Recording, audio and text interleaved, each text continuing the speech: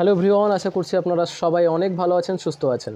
কয়েকটা কমেন্ট দেখছিলাম, আপনারা বলেছেন যে বিএসএনএল সম্পর্কে কেন কোনো আপডেট আর দিচ্ছি না, বা বিএসএনএলের ভোল্টি কবে চালু হবে, বা আপনার এলাকায় কেন এখনও বিএসএনএলের 4G চালু হয়নি। তো এমন অনেক ধরনের প্রশ্ন আপনারা কমেন্টে করেছেন। তো আজ এই ভিডিওতে আমি চেষ্টা করব সেই প্রশ্নগুলির উত্তর দেওয়ার।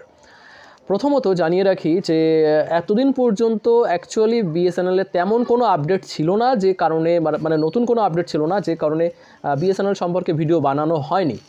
তো আজ এই ভিডিওতে আমি কিছু গুরুত্বপূর্ণ আপডেট অবশ্যই দেব, এবং তার সঙ্গে এটিও আপনাদেরকে জানাবো যে বর্তমান সময়ে আমি নিজে বিএসএনএলের সিম ইউজ করছি এবং আমার এক্সপিরিয়েন্স কেমন সেটি নিয়েও আজকের এই ভিডিওটিতে আলোচনা করব। তো যদি ভিডিওটি আপনাদের পছন্দ হয় তাহলে অবশ্যই একটি লাইক করবেন, তার সঙ্গে চাইলে কমেন্টও করতে পারেন। সবার প্রথমত আমি আপনাদেরকে জানিয়ে রাখি, আপনারা অনেকেই আছেন যারা আমাকে অনেক ভিডিও পাঠিয়েছেন যে আপনাদের এলাকাতে 4G চালু হয়েছে, কিছুদিন রিসেন্ট চালু হয়েছে বা তার আগেও চালু হয়েছে। তো এমন ধরনের আমি বহু ভিডিও এর আগে দিয়েছি, যেখানে আমি আপনাদেরকে দেখিয়েছি যে নতুন নতুন জায়গাতেও 4G অলরেডি চালু হয়ে গেছে, এবং তারপরেও অনেক ভিডিও কিন্তু আমার কাছে রয়েছে, আমি চাইলে কিন্তু দেখাতেই পারি। বাট আপনারা যেহেতু জানেন যে অন্যান্য বহু ভিডিও আমি দিয়েছি, সেক্ষেত্রে এই ভিডিওটিতে আমি আর ওগুলো দিয়ে ভিডিও লম্বা করতে চাইছি না। শুধু এটুকু বলতে চাই, নতুন বহু স্থানে কিন্তু বর্তমানে বিএসএনএলের 4G চলছে, এবং নতুন নতুন স্থানে আরও চালু হচ্ছে। অনেকেরই প্রশ্ন ছিল বিএসএনএলের ভোল্টি চালু হবে কবে। তো জানিয়ে রাখি, বিএসএনএলের ভোল্টি অলরেডি কিন্তু গত 28শে নভেম্বর 2024 লঞ্চ হয়ে গেছে, এবং বহু স্থানে কিন্তু বর্তমান সময়ে বিএসএনএল ভোল্টিতে মানুষ কথা বলতে পারছে। হ্যাঁ, সমস্ত জায়গাতে কিন্তু এখনও চালু হয়নি, কিন্তু বহু স্থানে এটা কিন্তু অলরেডি চালু হয়ে গেছে।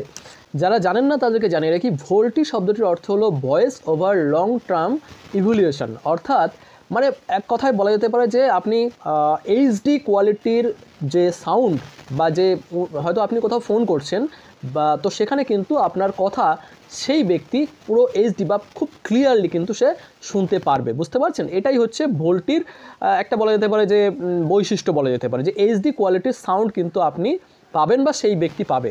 আপনার এলাকায় এখনও না চালু হলে সেটি কিছুদিনের ভিতরেই আপনার এলাকাতেও চলে আসবে। নেক্সট বলবো টাওয়ারের কাজ কতদূর এগোলো, কারণ এটা নিয়েই দেখি বহু মানুষের বহু প্রশ্ন ছিল।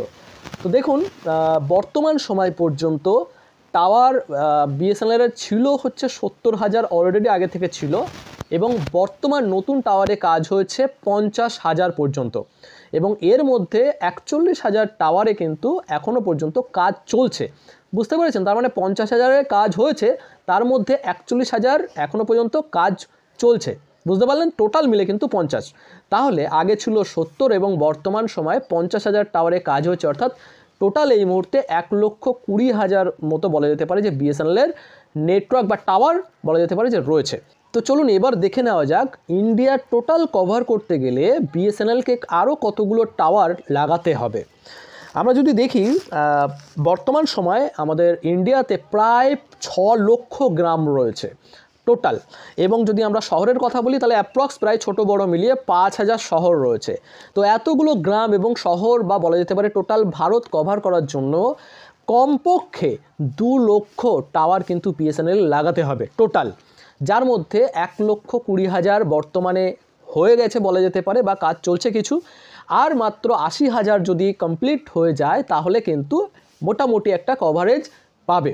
এবং যখন 5G আসবে তখন কিন্তু আরও বেশি টাওয়ার এদের প্রয়োজন হবে, কমপক্ষে তখন কিন্তু 3 লক্ষ টাওয়ার কিন্তু টোটাল এদের প্রয়োজন হবে।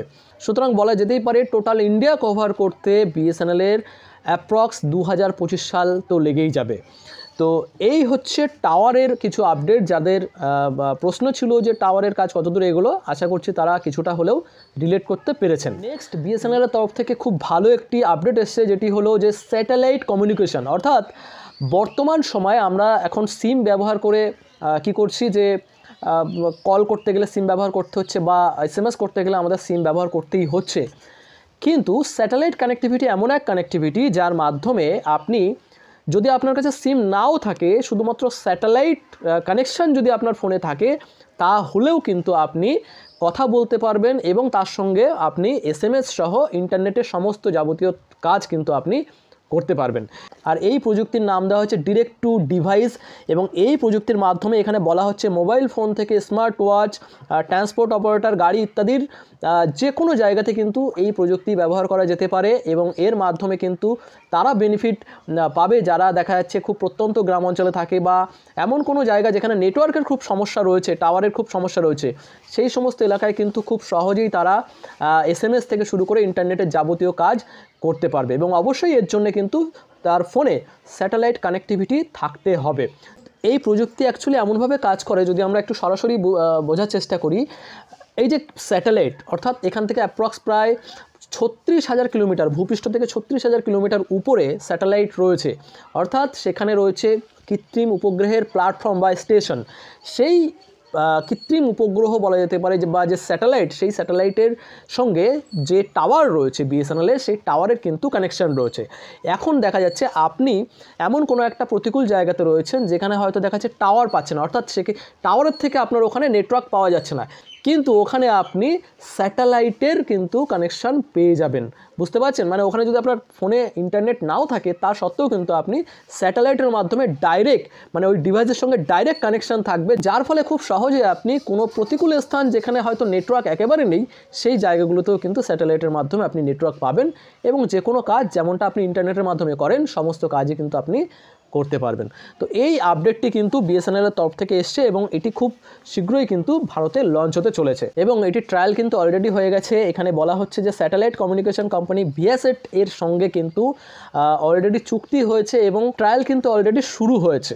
দেখুন এখানে পরিষ্কার লেখা রয়েছে, এই বিশেষ প্রযুক্তির ট্রায়াল সম্প্রতি সম্পন্ন হয়েছে। এই ট্রায়ালে ভিসাইট সংস্থা একটি কমার্শিয়াল অ্যান্ড্রয়েড স্মার্টফোন ব্যবহার করে নন টেরেস্ট্রিয়াল কানেক্টিভিটি সক্রিয় করার মাধ্যমে 2-way মেসেজিং ও SOS মেসেজিং প্রদর্শন করে। এক জায়গা থেকে বার্তা পাঠিয়ে তা ওই প্রযুক্তির সহায়তায় 36,000 কিলোমিটার, খেয়াল করে দেখুন 36,000 কিলোমিটার দূরে থাকা ভিসাইটের জিও স্টেশনারি স্যাটেলাইটে পৌঁছে গিয়েছিল। আর এই পরীক্ষার মাধ্যমে প্রমাণিত হয় স্যাটেলাইট থেকে সেলফোন কানেক্টিভিটি ভারতীয় গ্রাহকদের জন্য সম্ভব হবে। বুঝতে পারছেন? তাহলে এখানে এটা অবশ্যই একটা খুব ভালো উদ্যোগ বলা যেতে পারে। তো এটা দেখা যাক দেখি আগামী দিনে কি হয়।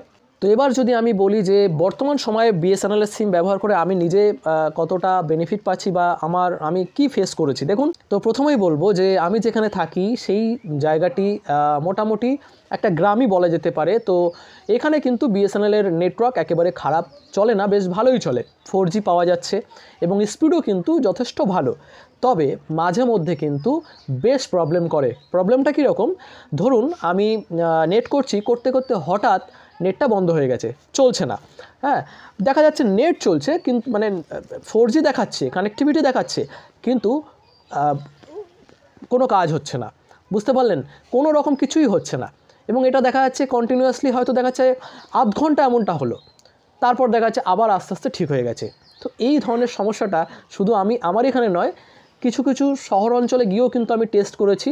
তো সেখানেও গিয়েও কিন্তু এরকম সমস্যা আমি পেয়েছি। বেশ ভালোই চলছে, সেখানেও ভালো চলছে, চলতে চলতে হঠাৎ করে দেখা যাচ্ছে যে নেটওয়ার্ক কানেক্টিভিটি চলে যাচ্ছে। তো মেবি হতে পারে এটা হয়তো টাওয়ারের বিভিন্ন জায়গাতে কাজ চলছে, যার কারণে এই সমস্যাটা হচ্ছে। তো এটা খুব একটা বেশি বড় প্রবলেম আমি বলবো না।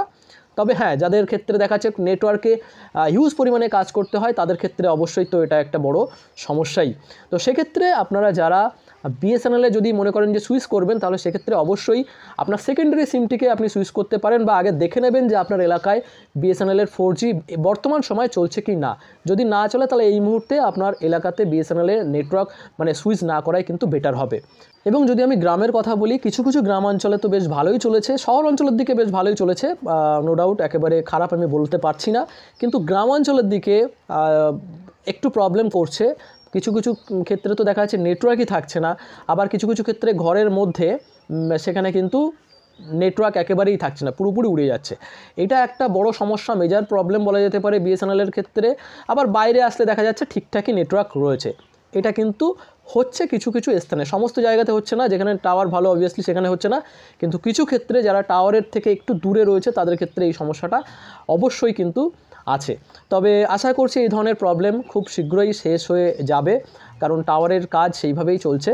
তো এই ছিল বিএসএনএল সম্পর্কে কিছু আপডেট, এবং আমার এক্সপিরিয়েন্সের কথাও আমি আপনাদের সঙ্গে শেয়ার করলাম।